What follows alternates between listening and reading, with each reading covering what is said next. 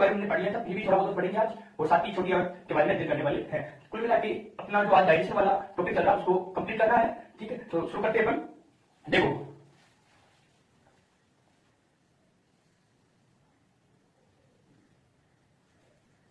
ये हमारा स्टोमच या आमाशय।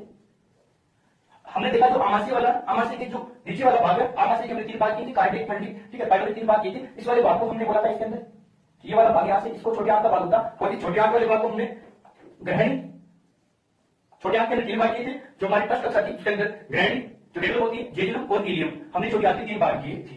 देखते हैं जो छोटी आंत होती है, छोटी आंत के पास इधर हमारी अग्नाशय ग्रंथि पाई जाती है।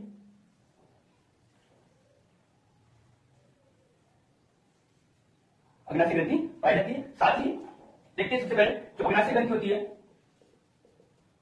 इस अग्नाशय ग्रंथि को हम ग्रेड्स वाला टॉपिक पढ़ रहे थे उस टाइम डिटेल से पढ़ा था, और अग्नाशय जो ग्रंथि होती है इसे हमने मिश्रित प्रकार की ग्रंथि कहा था, मिश्रित प्रकार की ग्रंथि कहा था, क्योंकि ये एंडोक्राइन और एक्सोक्राइन बहिस्रावी तथा अंतःस्रावी दोनों होती है, ये हार्मोन भी निकालती है और एंजाइम भी निकालती है। साथ ही जो अग्नाशय ग्रंथि होती है, ठीक है, एक अग्नाशय रस का निर्माण करती है। तो अग्नाशय ग्रंथि किसका निर्माण करती है? अग्नाशय रस का निर्माण करती है, और इस अग्नाशय रस में जो एंजाइम पाए जाते हैं वो हमारे पाचन में सबसे महत्वपूर्ण एंजाइम होते हैं। हम बात करते हैं इससे पहले जो आमाशय होता है इसके पास में जो यकृत या लीवर, तो यकृत होता है, इस यकृत से 2 ट्यूबनुमा संरचना बनती है। ये यकृत से जो नली आती है अग्नाशय ग्रंथि के अंदर आती है, और इस वाले को बोलता हूं पित्ताशय। अब बात करते हैं सबसे पहले लीवर वाले टॉपिक को लेते हैं। जो हमारा लीवर है, यकृत है, ठीक है, इस यकृत की जो मुख्य बात होती है, सबसे पहली बात होती है जो ये यकृत होता है, ये मानव शरीर की सबसे बड़ी ग्रंथि, मानव शरीर की सबसे बड़ी ग्रंथि कौन सी होती है? तो जो यकृत होता है ये मानव शरीर की सबसे बड़ी ग्रंथि होती है, और यकृत का जो मुख्य कार्य क्या होता है, यकृत का मुख्य कार्य होता है यह यकृत होता है। दूसरा कार्य होता है ये पित्त रस का निर्माण करेगा, किसका निर्माण करेगा? पित्त रस का निर्माण करता है। तो यकृत से किसका क्लियर कर सकता है कि मानव शरीर की सबसे बड़ी ग्रंथि कौन सी है? तो मानव शरीर की सबसे बड़ी ग्रंथि होती है यकृत होती है। साथ ही यकृत किसका निर्माण करता है? तो यकृत पित्त रस का निर्माण करता है। तीसरी बात जो यकृत के बारे में होती है, जो ये यकृत होता है ना बेटा, ये यकृत क्या करता है? इसमें हीटेरिन नामक पदार्थ पाया जाता है। तो यकृत में कौन सा पदार्थ पाया जाता है? हीटेरिन पदार्थ पाया जाता है, और ये हीटेरिन जो पदार्थ होता है ना, ये क्या करता है? अपने शरीर के अंदर, अपनी बॉडी में ना रक्त को जमने नहीं देता है, रक्त को जमने नहीं देता है। तो यकृत से क्यों बन सकता है मानव शरीर की सबसे बड़ी ग्रंथि? दूसरा पित्त रस का निर्माण का होता है। तीसरा हीटेरिन का पाया जाता है, हीटेरिन कार्य क्या है? जो यकृत में पित्त रस का निर्माण होगा, ये पित्त रस का निर्माण होने के बाद में साथ ही ये जो खाना होता है उसको सारी नहीं बनाता है, जो भोजन हमारे द्वारा लिया जाता है उस भोजन को सारी माध्यम प्रदान करता है यकृत। जो यकृत में पित्त रस का निर्माण हुआ, ये पित्त रस पित्ताशय में आके संचित हो जाएगा, और जब यकृत से पित्त रस का निर्माण हुआ और ये पित्त रस का आया पित्ताशय में आया, और पित्ताशय में आके पित्त रस बना, इस पित्ताशय में पित्त रस का क्या होता है? सांद्रीकरण हो जाता है, या सांद्रीकरण हो जाता है। ठीक है, तो यकृत का मुख्य कार्य क्या होता है ये हमने देख लिया था, और साथ ही यकृत में किसका निर्माण होता है? पित्त रस का निर्माण होता है, और जो पित्त रस का निर्माण तो यकृत में होता है, लेकिन जो पित्त रस होता है वो संचित का होता है। तो यकृत में पित्त रस निर्माण होने के बाद में ये यकृत से पित्त रस निकल के आता, पित्ताशय में आता, और पित्ताशय में आके संचित हो जाता है। जैसे ही पित्त रस पित्ताशय में संचित हुआ और ये पित्त रस इस ट्यूब के द्वारा निकल कर कहां आएगा? जो ये नली है अग्नाशय ग्रंथि की, इस नली में आ जाएगा, और इस नली में जैसे पित्त रस आएगा, इस नली से ये पित्त रस कहां निकलेगा? ये अपनी छोटी आंत की ब्लड वाले भाग इसके अंदर आएगा। अब हम बात करते हैं जो अग्नाशय रस होता है, ये अग्नाशय रस क्या निकालता है? तो सबसे पहली बात होती है जो छोटी आंत होती है इसका मुख्य कार्य क्या होता है? ये जो छोटी आंत होती है ना, इस छोटी आंत का मुख्य कार्य क्या होता है? ये वसा, स्टार्च और प्रोटीन तीनों का ही डाइजेशन करती है। ठीक है, तो हमने पढ़ा था ओरल कैविटी वो केवल स्टार्च का डाइजेशन कर रही है, साथ में जो हमने स्टोमच लेता वो हमारा आमाशय था, वो आमाशय किसका डाइजेशन कर रहा? केवल प्रोटीन का डाइजेशन कर रहा। लेकिन जो छोटी आंत है ना, ये छोटी आंत क्या करती है? अगर जो वसा, स्टार्च और प्रोटीन का बचा हुआ जितना भी भाग है उसका जो डाइजेशन हो रहा है वो कहां हो रहा? छोटी आंत में हो रहा। छोटी आंत कौन से भाग हो रहा? ब्रेडी में हो रहा। अब बात करते हैं अग्नाशय ग्रंथि। तो अग्नाशय ग्रंथि में क्या होता है? अग्नाशय रस होता है सबसे पहला। अब अग्नाशय रस से क्या क्या बनता है? तो अग्नाशय रस से देखा था, अग्नाशय रस से 3 प्रकार के एंजाइम बनेगी। 3 प्रकार के एंजाइम कौन से बन रहे हैं? सबसे पहले देखो ट्रिप्सिन एंजाइम बनेगा, दूसरा बनेगा लाइपेज, और तीसरा बनेगा अपने एमाइलेज एंजाइम। एमाइलेज एंजाइम बनेगा। जो ट्रिप्सिन एंजाइम ये क्या करता है? जो प्रोटीन होता है ना, इस प्रोटीन को अमीनो अम्ल में चेंज कर देता है। तो प्रोटीन को अमीनो अम्ल में बदलने का कार्य कौन कर रहा है? तो ट्रिप्सिन एंजाइम प्रोटीन को अमीनो अम्ल में बदलने का कार्य कर रहा है। जो लाइपेज एंजाइम है हमारा, ये लाइपेज एंजाइम है, जो वसा होती है ना, वसा जो अघुलनशील वसा होती है, अघुलनशील वसा, इसको घुलनशील वसा, घुलनशील वसा में परिवर्तित कर रहा है।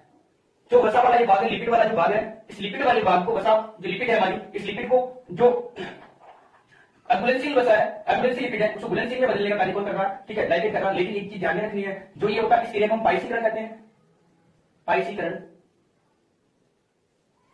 आपको ये घटना में पाइसीकरण किसे कहते हैं? तो पाइसीकरण किसे कहते हैं? जो जटिल तथा अघुलनशील वसा होती है, इस जटिल तथा अघुलनशील वसा को सरल तथा घुलनशील वसा में बदलने को क्या कहते हैं? पाइसीकरण कहते हैं। और जब घुलनशील वसा में ये बदल जाएगी, घुलनशील वसा में बदलने के बाद में जो लाइपेज एंजाइम होगा, ये लाइपेज एंजाइम इस घुलनशील वसा को वसीय अम्ल में बदल देगा बेटा।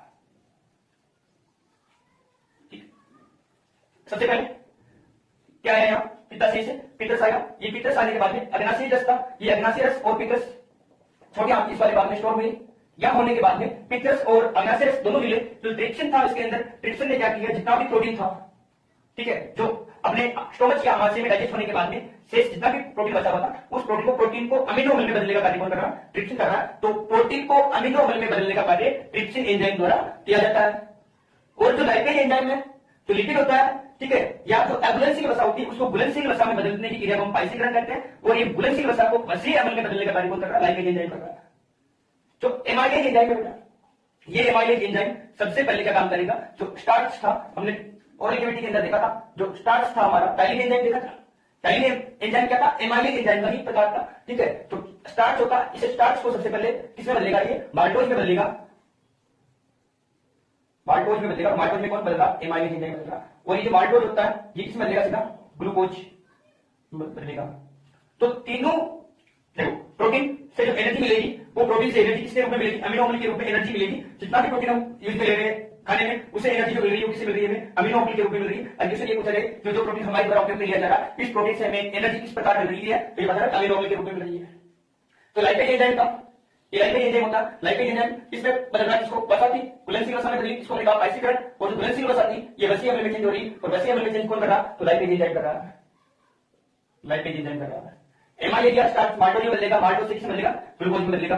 ये सारे जो कार्य हो रहे हैं, कहां हो रहे हैं? ये हो रहे ग्रहणी के अंदर हो रहे, छोटी आंत के अंदर हो रहे। यहां से अग्नाशय सीधा आएगा, इस ट्यूब के द्वारा आएगा। इसलिए इसको बोलते हैं कि ये विशिष्ट प्रकार की ग्रंथि है, क्योंकि ये बाह्य और अंदर दोनों माध्यम में कार्य करती है। एंडोक्राइन और एक्सोक्राइन दोनों प्लेन्स करती है। ये ट्यूब के रूप में यहां से पित्ताशय से पित्तरस आया, सीधा पित्ताशय से जो पित्तरस काटा वो छोटी आंत में नहीं जाएगा, पहले कहां जाएगा? वो अग्नाशय ग्रंथि की जो ट्यूब होती है उसके अंदर ही जाएगा। ग्रहणी वाले भाग में क्या होगा? सबका डायरेक्शन होगा।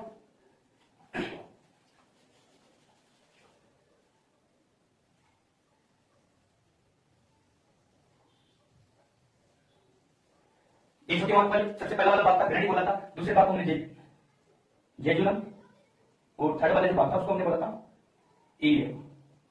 ये हमारे छोटे आंत के भाग होते हैं, ठीक है। तो जो अपने द्वारा खाना लिया जाता है, भोजन लिया जाता है, उस भोजन का पूर्ण रूप से पाचन कहां होता है? तो पूर्ण रूप से पाचन होता है छोटी आंत में होता है। और छोटी आंत में पूर्ण रूप से कहां पाचन होता है? तो ये बताना, ग्रहणी में पूर्ण रूप से पाचन नहीं होगा। खाने का जो ग्रहणी होती है, इस ग्रहणी में आंशिक या अधिकांश भोजन का पाचन होता है। अधिकांश भोजन का पाचन, अधिकांश भोजन का पाचन कहां होगा? ग्रहणी में होगा। और कौन पाचन का होगा? इलियम में होगा। पूर्ण पाचन जेजुलम में होगा। और जो इलियम होती है, ये क्या करती है? अवशोषण करती है। अधिकांश भाग का अवशोषण इलियम करती है। अधिकांश अवशोषण का कार्य कौन करती है? इलियम करती है। साथ ही जो बड़ी आंत होती है, बड़ी आंत से, बड़ी आंत के लिए तीन भाग देखे थे।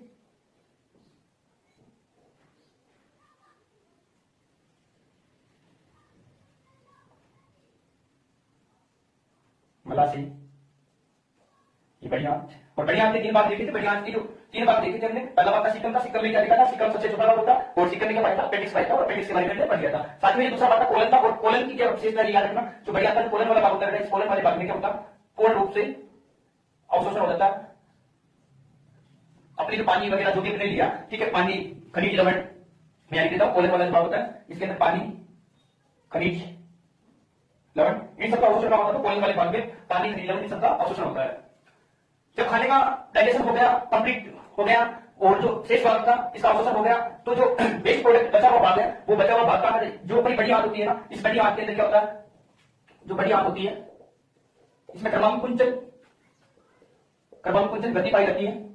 क्रमांकुंचन गति पाई जाती है। इस गति के द्वारा जो वेस्ट भाग या प्रोडक्ट बचा हुआ अपने शरीर के अंदर, बॉडी के अंदर, उस क्रमांकुंचन गति के द्वारा ये बाहर निकल जाएगा। मलाशय के साथ, मलाशय से बाहर निकल जाएगा, बाहर निकल जाएगा। तो डाइजेशन सिस्टम या पाचन तंत्र से क्वेश्चन पूछे तो सबसे पहला जो मुख्य चीज होती है वो होती है, हमने पढ़ी थी ओरल कैविटी पढ़ी थी, ओरल कैविटी में हमने पढ़े थे, साथ में जो लाल ग्रंथियां होती है पाचन में महत्वपूर्ण भूमिका निभाती है, इनके बारे में पढ़ा था। फिर इसोफेगस से खाना कहाँ आया, आमाशय के अंदर आया। आमाशय के हमने 3 बार कार्डियक फैटिक जो भी बात की 3 बात की थी, आमाशय में प्रोटीन का पाचन होता है, तो आमाशय को हमने डिटेल से पढ़ा, आमाशय में जो भी पाचन हुआ था उसको पढ़ लिया था हम लोगों ने। उसके बाद में जितना भी भोजन है उसका डाइजेशन का होता है, तो छोटी आंत होता है, छोटी आंत में क्या होती है, ग्रहणी के अंदर होता है। बात करें अग्नाशय ग्रंथि, तो अग्नाशय ग्रंथि को हमने विशिष्ट ग्रंथि क्यों कहा था, ये सारी चीजें हमने ग्रेड लेवल टॉपिक में पढ़ी थी। लेकिन जो अग्नाशय रस होता है, ये अग्नाशय रस कितने प्रकार के एंजाइम बनाता है, तो ट्रिप्सिन, लाइपेज और एमाइलेज एंजाइम बनाता है, और तीनों की बातें हमने अभी देख ली है। तो किसी ये बताया कि खाने का पूर्ण रूप से पाचन जो भोजन हमारे द्वारा लिया जाता है, इसका पूर्ण रूप से पाचन क्या होता है, तो जो छोटी आंत होती है, छोटी आंत की ग्रहणी वाली बात में खाने का पूर्ण रूप से पाचन होता है। दूध को बचाने वाले हार्मोन की बात करें, कोई क्वेश्चन आए, ठीक है, जो मिल्क होता है इसका डाइजेशन कौन करता है, तो रेनिन हार्मोन करता है, साथ ही में देखा था जो रेनिन हार्मोन होता है, ठीक है, ये कितने, तो 0 से 8 साल के बच्चे में होता है।